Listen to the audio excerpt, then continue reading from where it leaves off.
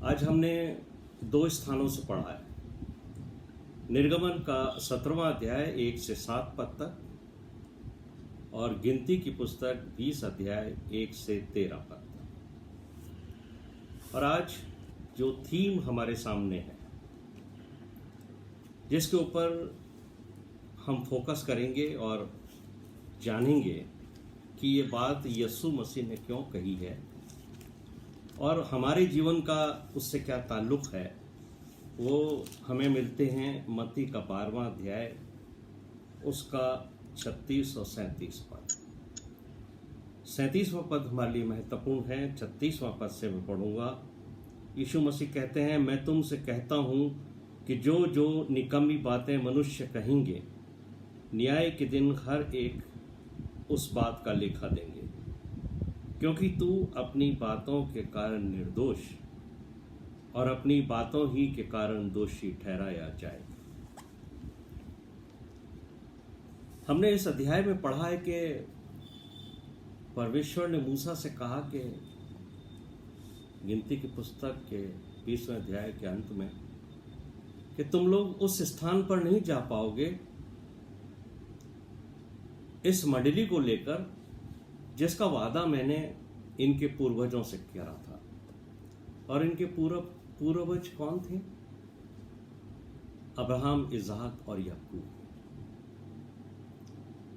और जब परमेश्वर ने मूसा को वहां भेजा था सबसे पहली बार मिस्र में कि इन लोगों को तू निकाल के लेके आ वहां से, मैं तेरे साथ साथ रहूंगा, तुझे बल शक्ति दूंगा, तब मूसा ने उनसे, जो इस्राएली बुजुर्ग थे, उनको इकट्ठा करके उनसे एक ही बात कही थी कि परमेश्वर तुम्हें यहां से निकालना चाहता है, उस गुलामी में से जिसमें तुम पिछले 400 वर्षों से रह रहे हो।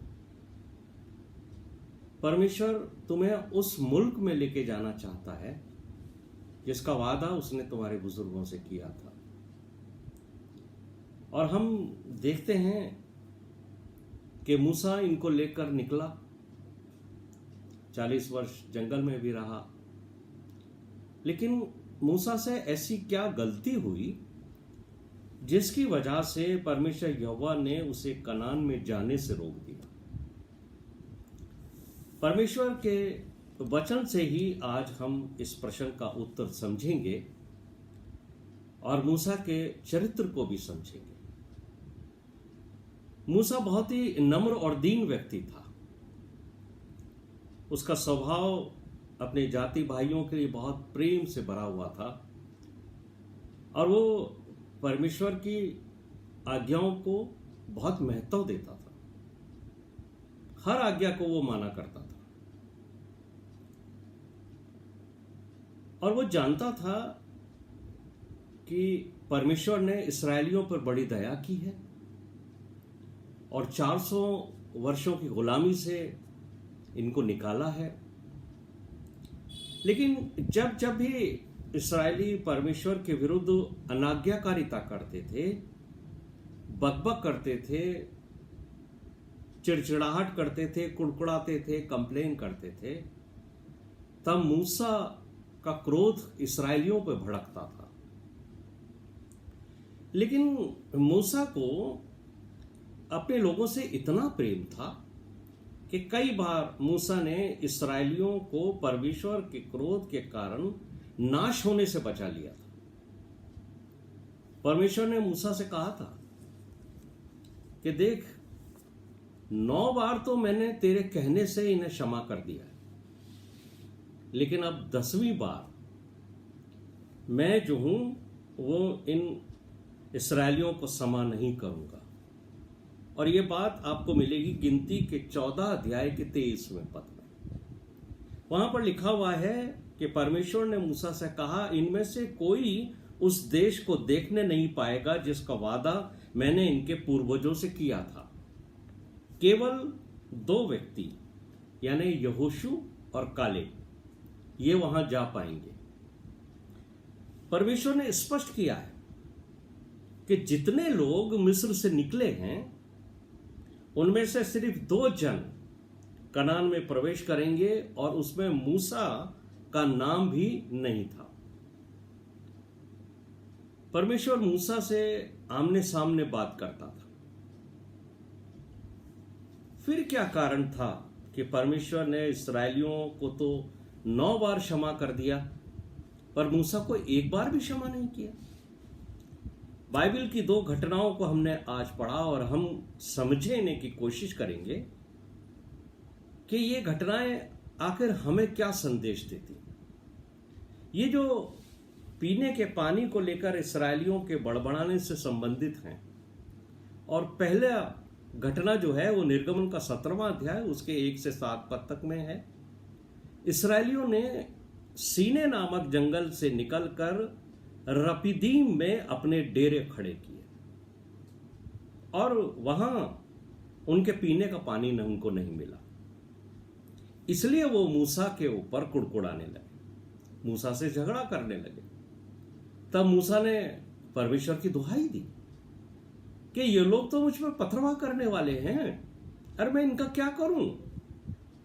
यहोवा ने मूसा से कहा कि ऐसा करो कि जो इस्राएली हैं उनके जो बुजुर्ग हैं उनमें से कुछ को लो, सारे मंडली को नहीं, सारे बुजुर्गों को नहीं, कुछ बुजुर्गों को अपने साथ लो और जिस लाठी से तूने नील नदी पर मारा था उस लाठी से तू इस चट्टान पर मारना, तो उसमें से पानी निकलेगा जिससे ये लोग पीकर जीवित रहेंगे।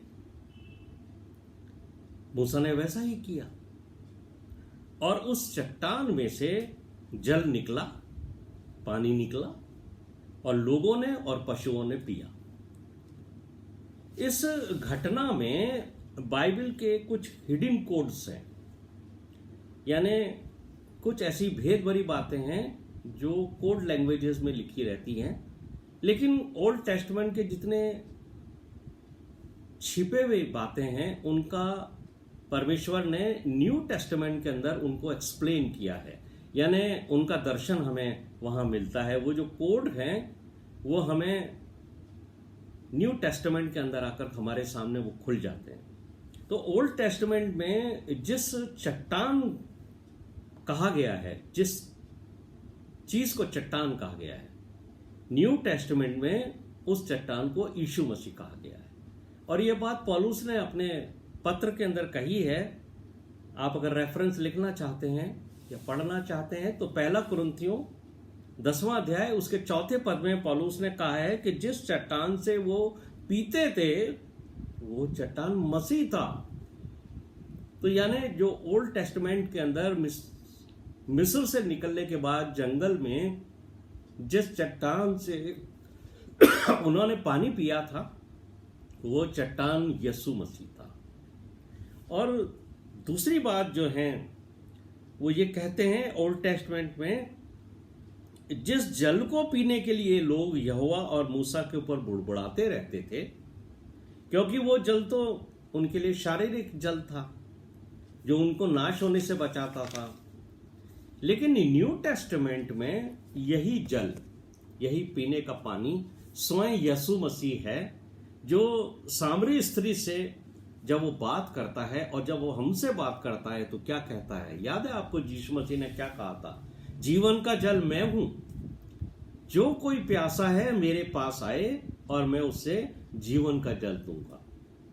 और सामरी स्त्री से उसने कहा था यूहन्ना रचित सुसमाचार उसका 4 अध्याय 13 और 14 पद में कि जो कोई ये जल पिएगा, यानी सांसारिक जल, वो फिर प्यासा होगा और जो जल मैं तुम्हें दूंगा तुम अनंत काल तक प्यासे ना रहोगे। तो ओल्ड टेस्टमेंट में चट्टान यीशु मसीह है और जो जल निकलता है वो उनके शारीरिक प्यास को बुझाता था। लेकिन ओल्ड टेस्टमेंट में हमारे लिए यीशु मसीह हमारी चट्टान है और उसमें से जो जल निकलता है वो हमारे आत्मिक जीवन को तृप्त करता है। और यीशु मसीह ने तो ये भी कहा है कि जो जल मैं तुम्हें दूंगा, अगर तुम उस जल को पी लेते हो तो तुम खुद एक सोता बन जाओगे और वो जल तुम में से उमड़ेगा और कई लोगों के लिए वो आशीष का कारण होगा। गिनती की पुस्तक 20वां अध्याय उसका 1 से 13 पद में मूसा के जीवन में एक घटना और हुई है जो इस्राएलियों को एक बार फिर पानी पीने के लिए बुड़बुड़ाने का कारण बनी है। पहली बार आपने देखा कि यह घटना निर्गमन में लिखी हुई है कि इस्राएली पानी के लिए बुड़बुड़ाने और मूसा से झगड़ने लगे। लेकिन फिर आगे बढ़े और गिनती की पुस्तक जो आज सिस्टर ने पढ़ी है उसके 20वें अध्याय के 1 से 13 पद में ये इस घटना में लिखा है कि जब इस्राएली सीने नामक जंगल में आ गए तो कादेश नामक स्थान पर रहने लगे और ये लोग टेंट में रहा करते थे। वहां पर भी पीने के पानी की समस्या हो गई, उनको पानी नहीं मिला। इसलिए वो मूसा और हारून के विरुद्ध इकट्ठा हो गए और उनसे झगड़ा करने लगे। तब मूसा और हारून मिलाप वाले तंबू के द्वार पर मुंह के बल गिर गए। यही बात हमने अभी पढ़ी। फिर यहोवा ने उनको दर्शन दिया और उनसे एक बात कही जो आपको गिनती की पुस्तक के 20वें अध्याय के 7 और 8 पद में मिलेगी। यहां पर परमेश्वर ने मूसा से 2 बातें कही एक आज्ञा के रूप में। पहली बात तो परमेश्वर ने यहोवा ने उससे कहा, तू और हारून मंडली को इकट्ठा करो। पिछली बार जब पानी नहीं मिला था और ये लोग कुड़कुड़ाने और तूफान करने लगे थे तो परमेश्वर ने कहा था कि तुम इस्राएलियों के कुछ बुजुर्गों को लेना, यानी ना तो सारे बुजुर्गों को लेना ना सारी मंडली को लेना, सिर्फ थोड़े से बुजुर्गों को लेना। लेकिन इस दफा परमेश्वर ने यह नहीं कहा कि कुछ को लेना, परमेश्वर ने कहा सारी मंडली को इकट्ठा करो।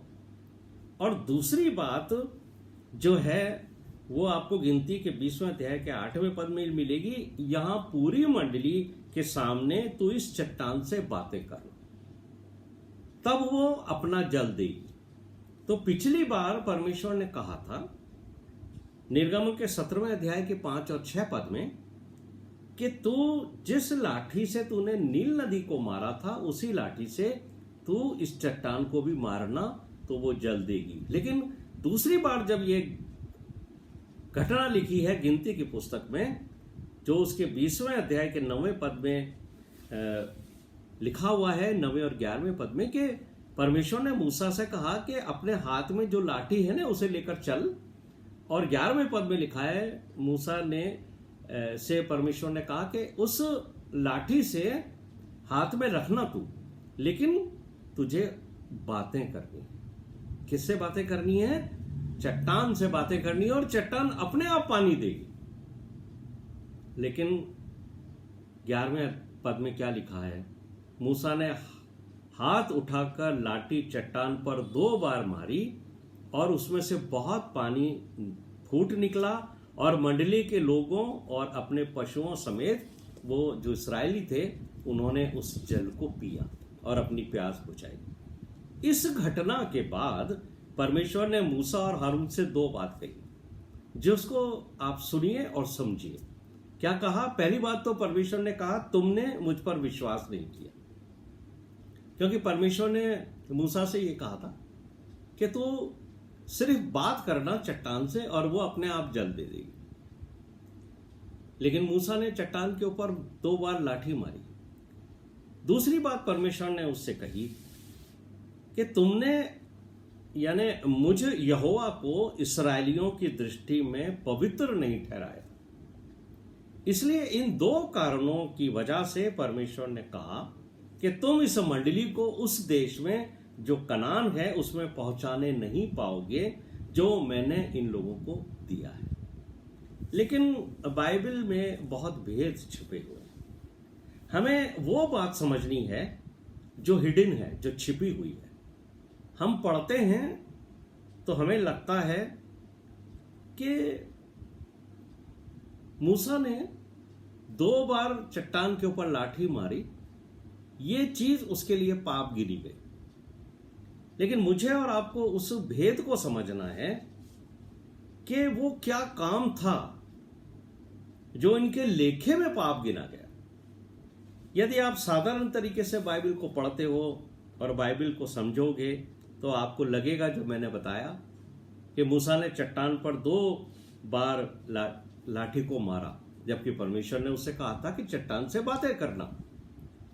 तो लाठी मारने की वजह से परमेश्वर उससे नाराज हो गया। आप समझ सकते हैं कि जब यह घटना हुई होगी तब मूसा कितना क्रोध में भरा हुआ होगा। जब उसने चट्टान पर एक बार नहीं बल्कि 2 बार उसने लाठी मारी, तो आप समझ सकते हो कि वो इस्राएली लोगों से कितना क्रोधित था और कितना वो नाराज था कि बार बार ये परमेश्वर की परीक्षा लेते हैं, जबकि परमेश्वर इनको हर बार क्षमा करता है।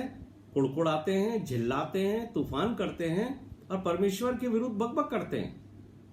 परमेश्वर हमेशा इनको माफ करता है। पिछली दफा भी परमेश्वर ने इनको जल पिलाया, फिर भी ये परमेश्वर की नहीं सुनते।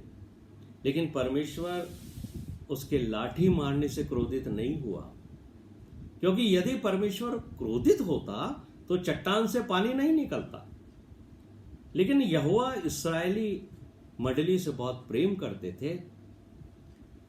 उन्होंने पानी निकाला जिससे सबकी प्यास बुझी, न सिर्फ मनुष्यों की बल्कि पशुओं की भी।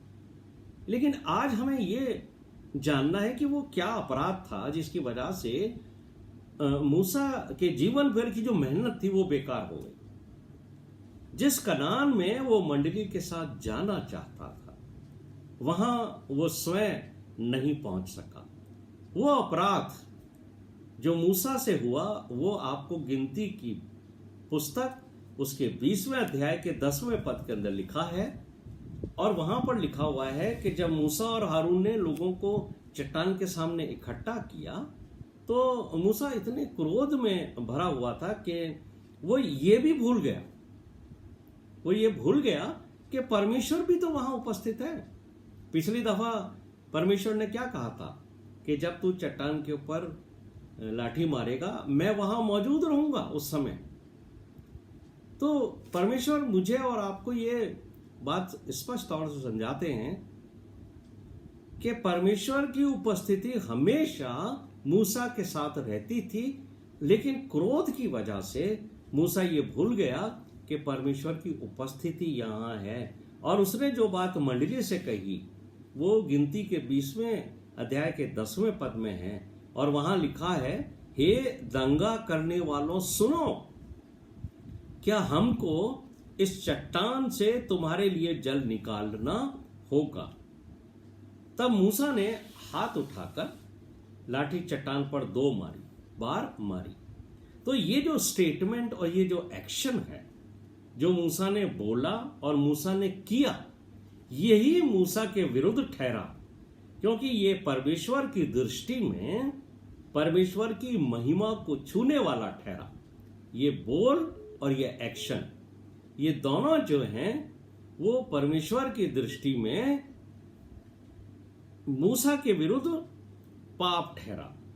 अब कुछ सवालों पर हम विचार करेंगे। पहला सवाल है, क्या मूसा में इतनी सामर्थ्य थी कि वो चट्टान से पानी निकाल सकता था? ये विचार कीजिए आप कि क्या मूसा में इतनी सामर्थ्य थी कि वो चट्टान से पानी निकाल सकता था? दूसरा सवाल है, क्या मूसा में इतनी सामर्थ्य थी कि वो इस्राएलियों को मिस्र से निकाल लाता? तीसरा सवाल यह है कि क्या मूसा में इतनी सामर्थ्य थी कि वो लाल समुद्र को 2 भाग कर सकता था? और चौथा सवाल है कि क्या मूसा में इतनी सामर्थ्य थी कि वो 10 विपत्तियों को मिस्र के ऊपर भेज सकता था? आप इस बात से सहमत होंगे और आप कहेंगे इनमें से एक भी काम मूसा अपनी सामर्थ्य से नहीं कर सकता था, परंतु सारे कार्य जितने भी काम मूसा के द्वारा करवाए गए मिस्र में, जंगल में, वो सब परमेश्वर की आज्ञा के अनुसार परमेश्वर की सामर्थ्य से किए गए। उसमें मूसा की ओर से स्वयं कोई काम नहीं किया गया जो वो कह सके कि ये काम मैंने किया है, अपनी सामर्थ्य से किया है और बगैर परमेश्वर की इच्छा से किया है। गिनती की पुस्तक उसका 20वां अध्याय उसके 10वें पद की जो लैंग्वेज है उसके ऊपर आप ध्यान दीजिए, तब आप इस भेद को समझ सकोगे। इंग्लिश की जो बाइबल है उसमें लिखा है NIV के अंदर, listen you rebels, Moses shouted, must we bring you water from this rock. Urdu में बहुत अच्छी सी लैंग्वेज लिखी है। उर्दू में लिखा है, उर्दू की बाइबल में, सुनो ए बागियों, क्या हम तुम्हारे लिए इस चट्टान में से पानी निकालें? और मूसा ने अपना हाथ उठाया। अब हाथ उठाने का जो एक्शन होता है ना, ये घमंड को दर्शाता है, ये घमंड को शो करता है। ये जो दो काम मूसा ने किए, पहले तो उसने घमंड से भरकर एक बात कही कि क्या हम तुम्हारे लिए पानी निकालें चट्टान से, और दूसरा उसने घमंड से भरा हुआ एक्शन किया हाथ उठाकर, जो उसने अपने हाथ में लाठी ले रखी थी, अपने को यह साबित करने के लिए कि जो पानी अब तुम पियोगे वो मैं तुम्हें पिला रहा हूं। और यही दो बातें हैं जो मंडली के बीच में मूसा को आदर और महिमा देने का कारण ठहरी है। इसलिए परमेश्वर ने उससे कहा, गिनती की पुस्तक 20वां अध्याय उसके 12वें पद में, कि तुमने मुझे इस्राएलियों की दृष्टि में पवित्र नहीं ठहराया। इसलिए परमेश्वर ने उससे कहा कि तुमने मुझ परमेश्वर को इस्राएलियों की दृष्टि में पवित्र नहीं ठहराया। ये बात क्या है? ये भेद क्या है? क्यों कहा परमेश्वर ने ये बात? अगर आप इज़ाया 42 वर्स 8 पढ़ो, यशाया भविष्यवक्ता की पुस्तक उसका 42वां अध्याय उसका 8 पद पढ़ो, वहां पर लिखा हुआ है इंग्लिश वर्जन में, I am the Lord, that is my name, I will not give my glory to anyone. बहुत जबरदस्त बात है जो बात परमेश्वर ने कही है। ये उर्दू का जो ट्रांसलेशन है उसको आप सुनिए, बेहतरीन ट्रांसलेशन मुझे लगा ये। वहां पे लिखा है, मैं खुदावंद खुदा हूं, यही मेरा नाम है, मैं बर्दाश्त नहीं करूंगा कि जो जलाल मुझे मिलना चाहिए वो किसी और को दे दिया जाए। यह है परमेश्वर की बात कि जो महिमा मुझे मिलनी चाहिए वो मैं किसी के साथ नहीं बांटता। परमेश्वर कहता है, ग्लोरी के लायक सिर्फ मैं हूं, मैं किसी के साथ अपने जलाल, अपनी महिमा को नहीं बांटा।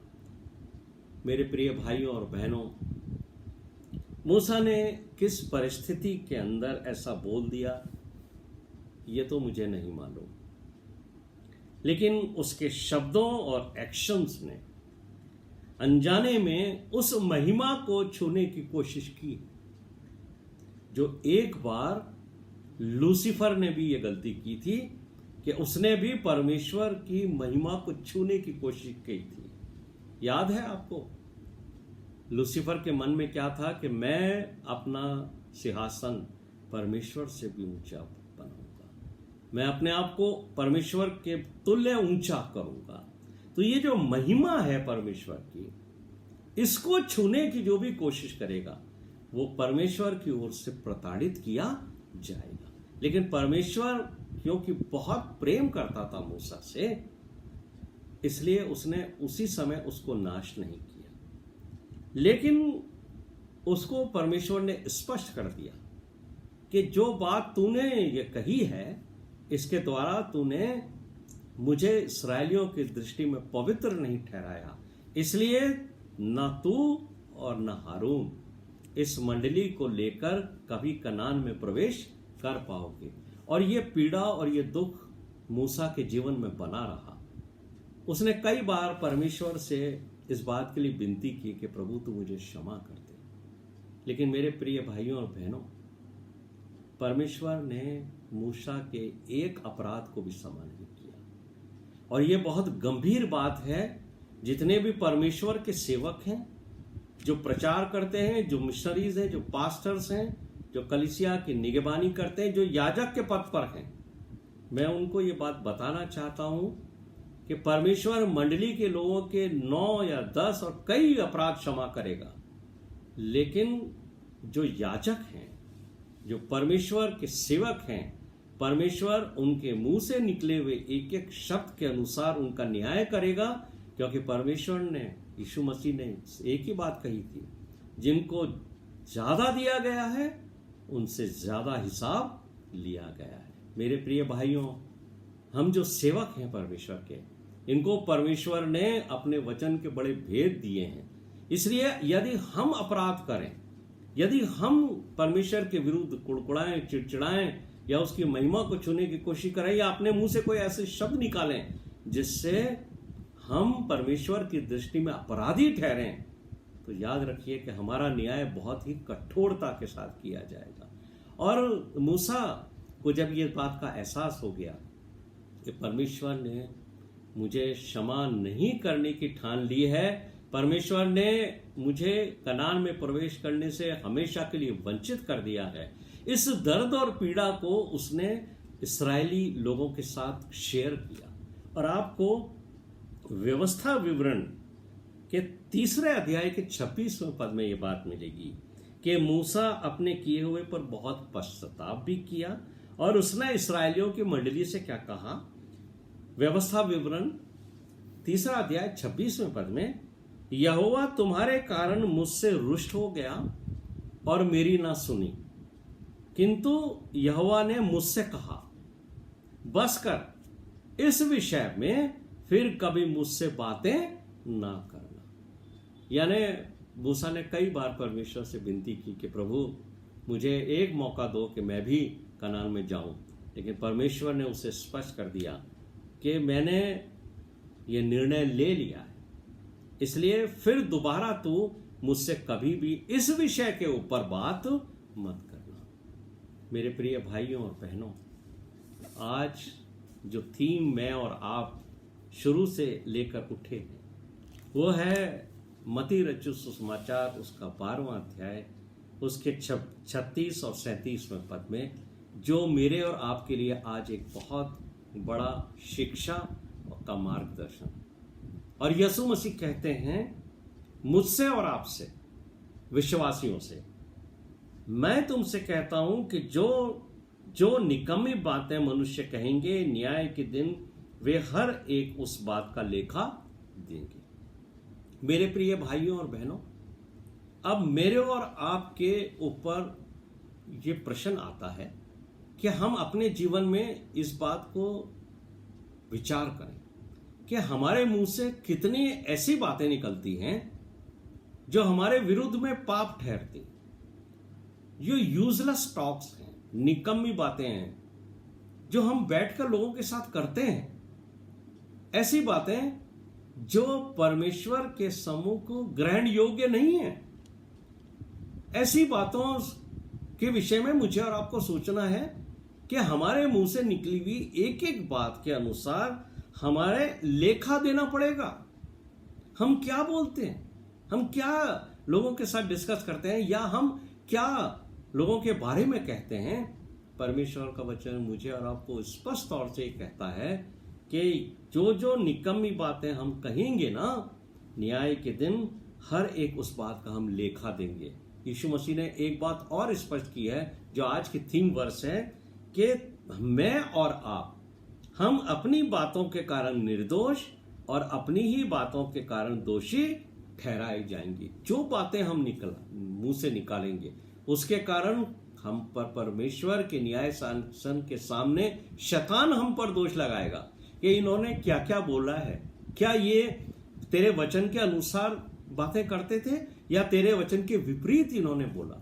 मेरे प्रिय भाइयों और बहनों, मूसा ने क्रोध में, अनजाने में एक छोटी सी बात कह दी, एक ऐसी बात जिसके बारे में उसने सोचा भी नहीं होगा कि ये मेरे विरुद्ध परमेश्वर के सम्मुख अपराध ठहरेगी और इस बात की वजह से मैं कनान में कभी प्रवेश नहीं कर पाऊंगा। तो सोचिए कि मैं और आप अपने मुंह से प्रत्येक समय कितनी ऐसी बातें कहते हैं जो मेरे और आपके विरुद्ध न्याय शासन के सामने गवाही देंगी, और मैं और आप भी कहीं अपनी इन्हीं बातों की वजह से स्वर्ग में प्रवेश करने से वंचित रह जाएं। आज जब आप अपने बिस्तर पे जाते हैं, रात को सोते हैं, अपने जीवन के ऊपर ध्यान कीजिए। अपने अपने जीवन में इस बात को सोचिए कि आपने कब कब क्या क्या कैसी कैसी बातें कही हैं जो वचन के विपरीत हैं। कहीं ऐसा ना हो कि वो बातें आपके खिलाफ एक गवाही का कारण हो और शैतान को मौका मिले कि वो आप पर दोष लगाए। मेरे प्रिय भाइयों और बहनों, यदि आपके जीवन में ऐसी बातें हुई हैं, मैं आपको उत्साहित करता हूं कि आप आज की रात क्षमा मांगें। परमेश्वर न्यायी है, परमेश्वर आपका पिता है, परमेश्वर भला है और परमेश्वर क्षमाशील हृदय रखता है। वो आपको आज भी क्षमा करेगा। लेकिन भविष्य में कोई भी बात मुंह से निकालते समय आप ये ध्यान में रखिए कि यीशु मसीह ने ये बात स्पष्ट तौर से कही है कि मैं और आप अपनी ही बातों के कारण दोषी ठहरेंगे और अपनी ही बातों के कारण हम परमेश्वर को आदर और महिमा देंगे। प्रभु इस वचन के ऊपर आशीष दे। आइए हम प्रार्थना करें।